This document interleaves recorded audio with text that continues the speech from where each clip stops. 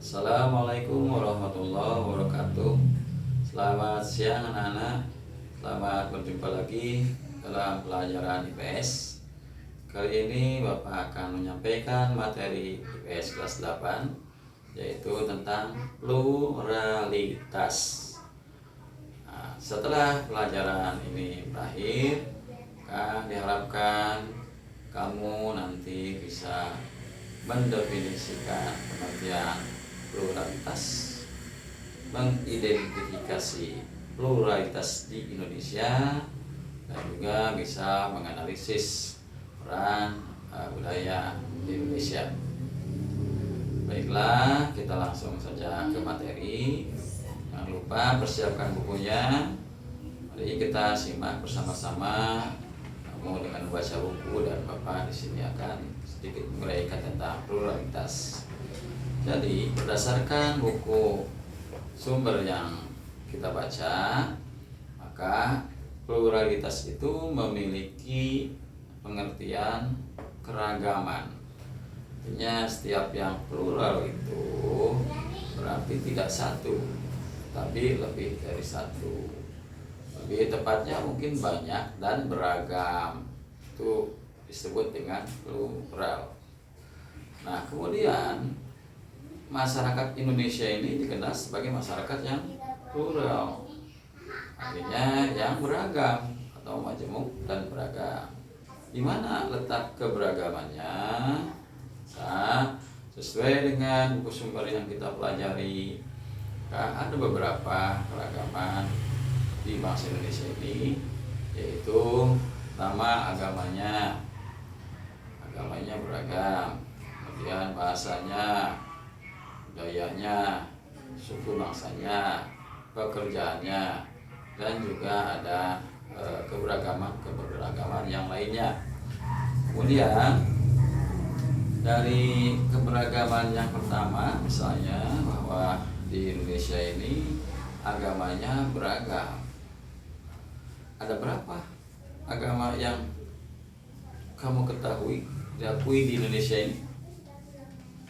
Ya, sesuai dengan buku yang kamu baca, kan di sana tertulis ada 1 agama Islam, 2 agama Katolik, 3 Protestan, 4 Hindu, 5 Buddha, dan yang keenam adalah Konghucu. Nah, semua agama itu diakui di Indonesia. Lalu bagaimana seandainya di Indonesia ini ada orang yang beragama atau berkepercayaan selain yang 6 itu? Bolehkah mereka hidup di Indonesia? Ya, tentu boleh. Yang tidak boleh itu kita mencampur adukan satu agama dengan agama yang lain. Jadi undang-undang Indonesia menghargai atau menghormati kebebasan memeluk agama dan beribadah sesuai dengan kepercayaan dan agamanya masing-masing. Berikutnya, di dalam suku bangsa juga kita beragam. Misalnya ada suku bangsa Sunda, Jawa, kemudian apalagi di Sumatera misalnya orang Padang, orang Batak, dan sebagainya.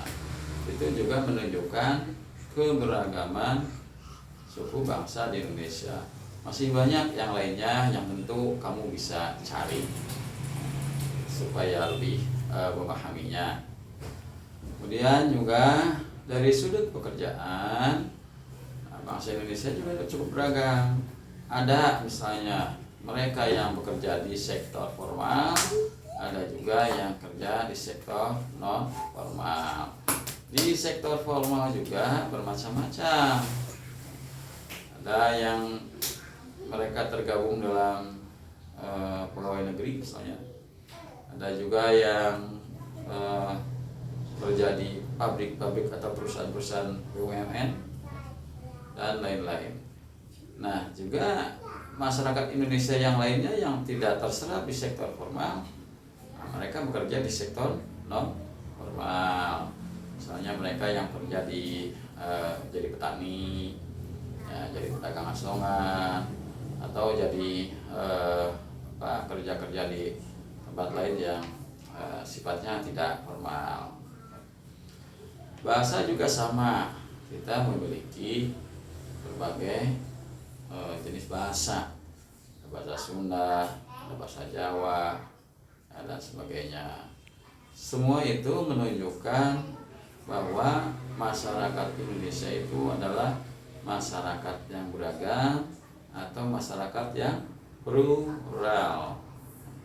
Meskipun demikian, walaupun kita terdiri dari berbagai macam keragaman, tetapi di dalam kehidupan berbangsa dan bernegara kita tetap bersatu, menjunjung tinggi nilai-nilai persatuan dan memajukan negara Kesatuan Republik Indonesia.